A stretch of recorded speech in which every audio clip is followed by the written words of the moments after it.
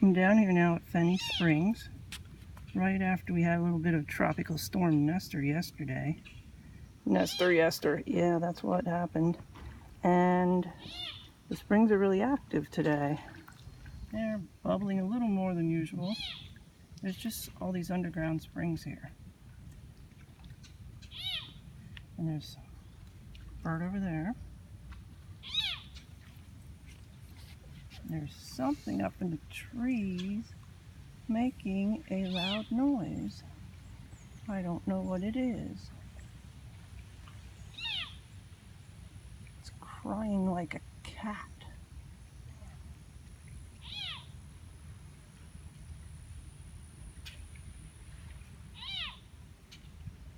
I can hear it, but I don't know what it is. Well, I'm on the nature trail, and that's Fenney parking lot over there. And whoa, that's Mr. Leaf Ranch. Here's a 360 view. Lucky if you can live there, come over here and walk every day. Well, there's plenty of nice places to walk here anyway. Where's our bikes? Oh, I can barely see them over there. Okay, might as well finish the 360 here.